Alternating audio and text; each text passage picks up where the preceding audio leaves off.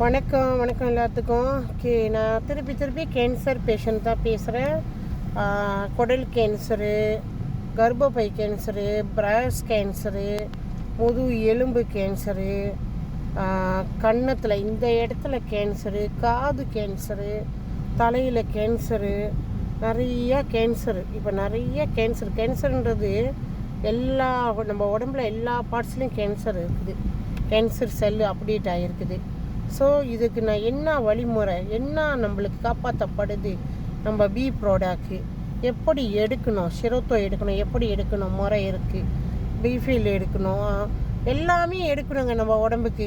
ஆனால் கேன்சர் இப்போ நம்ம கேன்சரை அழிக்கிறதுக்கு என்ன எடுக்கணும், அது எப்படி முறைப்படி எடுக்கணுன்ற முறை இருக்குது. அது முக்கியம். ஏன்னா சில பேர் தவறான முறைங்களை சொல்லி கொடுத்து தவறான இது பண்ணுறதுனால அதை தப்பாக புரிஞ்சுக்கிறாங்க.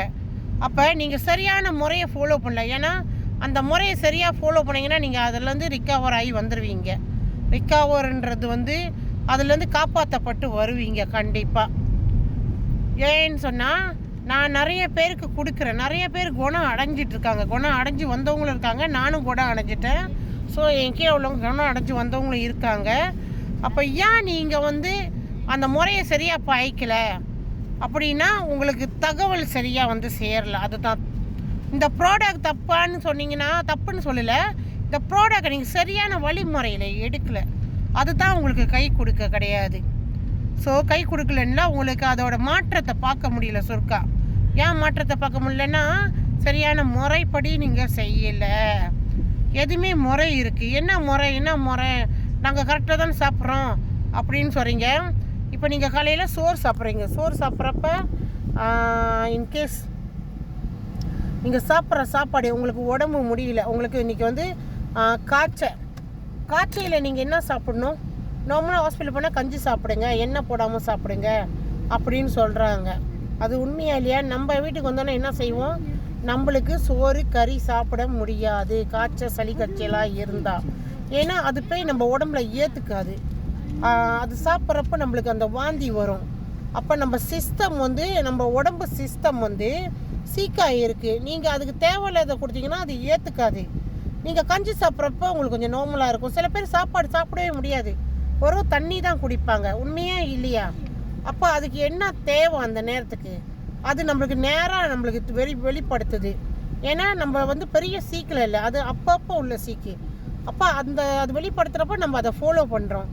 கேன்சர் வந்துருச்சு, அது உங்களுக்கு தெரியல, இப்போ தெரிஞ்சிருச்சு. அப்போ நீங்கள் அதுக்கு என்ன கொடுக்கணும் உங்களுக்கு தெரியாது. ஆனால் அதை சாப்பிட்டு குணம் அடைஞ்சவங்களுக்கு தெரியும், அதை சாப்பிட வச்சு குணம் அடைக்கிறவங்களுக்கு தெரியும். ஏன்னா அந்த முறையை அவங்க ஃபாலோ பண்ணியிருப்பாங்க கரெக்டாக. அவங்களுக்கு தெரியும் என்ன கொடுத்தா இது வேலை செய்யுது, எத்தனை மாதத்துக்குள்ளே.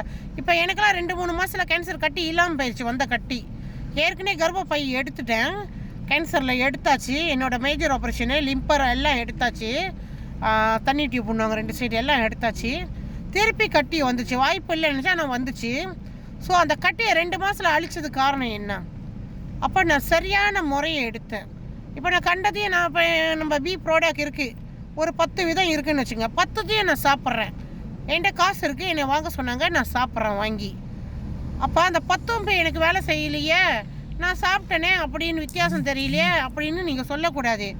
இப்போ உங்களுக்கு என்ன தேவை, அந்த கேன்சர் கட்டி அழிக்கிறதுக்கு என்ன தேவை அதை மட்டும் கேளுங்க. மித்ததெல்லாம் நீங்கள் அப்புறம் எடுத்துக்கங்க, அப்புறம் உங்களுக்கு அது தேவைப்படும். ஏன்னா நம்ம சோறு காய்ச்சலாக இருக்கிறப்ப நம்ம சோறு வெறும் கஞ்சி குடிக்கிறோம், நல்லா ஆகிட்டா கஞ்சியாக குடிப்போம், நம்ம வயிக்கு கஞ்சி போகாது, சோறு கறி தான் தேடும். அதே மாதிரி தான், அதாவது அப்பப்போ தேவைப்படுது தான், அது நீங்கள் எடுத்து தான் ஆகணும், இல்லைன்னு சொல்லலை. ஏன்னா நம்ம உடம்புல எல்லா பார்ட்ஸையும் சுத்தம் பண்ணணும். கேன்சர் வந்துருச்சு, அதுக்கு அது தேவை தான். ஆனால் முதல்ல உங்களுக்கு என்ன தேவை கேன்சரை சுத்தப்படுத்துறதுக்கு, அதை எடுங்க. அதை எடுத்து முதல்ல கேன்சரை சுத்தப்படுத்துங்க, அப்புறம் மித்த பார்ட்ஸ்லாம் சுத்தப்படுத்துங்க. இதை விவரமாக கேளுங்க, செய்யுங்க, கண்டிப்பாக குணம் அடைவீங்க. தெரியலையா எனக்கு புலனம் பண்ணுங்க, நான் சொல்லித்தரேன்.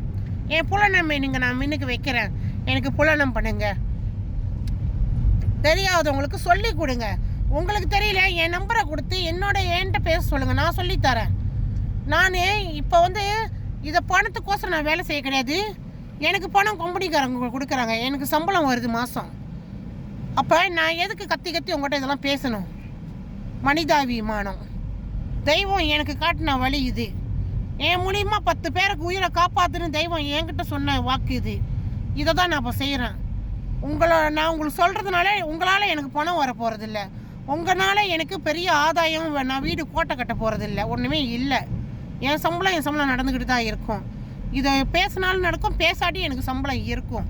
ஆனால் நான் பேசுகிறேன். எனக்கு தெய்வம் காட்டின வழி, தெய்வம் உங்களுக்கு காட்ட சொல்லி என்கிட்ட அனுப்பின வழி, அதை நான் உங்களுக்கு காட்டுறேன். சரியாக பயன்படுத்திக்கிங்க அப்படின்னு சொல்கிறேன். இன்னமும் நம்ம ஒரே இதில் குண்டு சட்டியில் குதிரை ஓட்டக்கூடாது. உட்காந்துக்கிட்டு இதே நம்பிக்கிட்டு உட்காந்து இருக்காதீங்க. கடைசியில் உயிர் கட்ட நீங்கள் தவிக்க முடியாது, காப்பாற்ற முடியாது. புரியுதா? உடம்பெல்லாம் பரவிடுச்சுன்னா அது காப்பாற்றுறது கஷ்டம். ஸோ அதுக்கு முன்னுக்கே கண்ணை திறந்து பாருங்கள், முழிச்சு பாருங்கள், என்ன சொல்கிறோன்னு கேளுங்க, செஞ்சு பாருங்கள், ட்ரை பண்ணி பாருங்கள். கொஞ்ச நாளைக்கு நம்ம சொல்கிறோம், ஒரு 3-4 மாதம் சாப்பிட்டு போய் ட்ரை பண்ணி பாருங்கள். ஹாஸ்பிட்டலில் செக் பண்ணி பாருங்கள். நம்ம என்ன பொய்யா சொல்கிறோம்? நீங்கள் போகிற ஹாஸ்பிட்டலே போய் செக் பண்ணுங்கன்னு தானே சொல்கிறோம். அதை செஞ்சு பாருங்கள். என் புலனை மீன் போட்டிருக்கேன், எனக்கு கால் பண்ணுங்கள். இன்னும் விவரமாக நான் உங்களுக்கு சொல்லித்தரேன். நன்றி, வணக்கம். எல்லோரும் எப்போதுமே நோய் நொடி இல்லாமல் ஆரோக்கியமாக சந்தோஷமாக நிம்மதியாக இருக்க இறைவனை நான் பிரார்த்திக்கிறேன்.